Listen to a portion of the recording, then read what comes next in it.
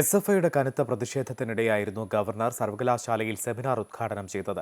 പലവട്ടം ബാരിക്കേഡുകൾ മറികടന്ന പ്രവർത്തകരെ police arrest ചെയ്ത് നീക്കുകയായിരുന്നു. കഴിഞ്ഞ ദിവസം ഗവർണർക്കെതിരെയുള്ള ബാനർ നീക്കം ചെയ്തതോടെയാണ് സർവകലാശാലയിൽ SFI പ്രതിഷേധം വീണ്ടും ശക്തമായത്. ഇന്ന് ഗവർണർ സെമിനാർ ഉദ്ഘാടനം ചെയ്യാൻ പുറപ്പെട്ടതോടെ നൂറുകണക്കിന് SFI പ്രവർത്തകർ കറുത്ത ബലൂണുകളും കരിങ്കൊടികളുമായി പരീക്ഷാഭവന് സമീപം എത്തി. ഇവിടെ ബാരിക്കേഡുകൾ വെച്ച് പോലീസ് പ്രതിഷേധക്കാരെ തടഞ്ഞു.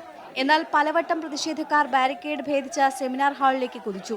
പക്ഷേ പോലീസ് പ്രവർത്തകരെ പിടികൂടി വാഹനത്തിലേക്ക് മാറ്റി.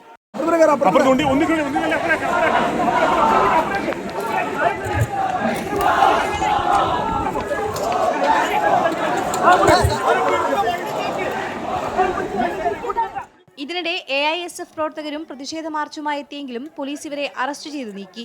സെമിനാർ അവസാനിച്ച് ഗവർണർ മടങ്ങാൻ തുടങ്ങിയതോടെ SFI പ്രവർത്തകർ ദേശീയപാത ഉപരോധിച്ചു. പക്ഷേ ഗവർണറുടെ സഞ്ചാരപാത തടസ്സപ്പെടുത്താൻ പ്രതിഷേധക്കാർക്കായില്ല. ഒടുവിൽ ഗവർണർ മടങ്ങിയതോടെയാണ് 3 ദിവസമായി തുടരുന്ന കോഴിക്കോട് സർവകലാശാലയിലെ സംഘർഷാവസ്ഥയും പിരിമുറുക്കവും അവസാനിച്ചത്. അമൃത ന്യൂസ്, മലപ്പുറം.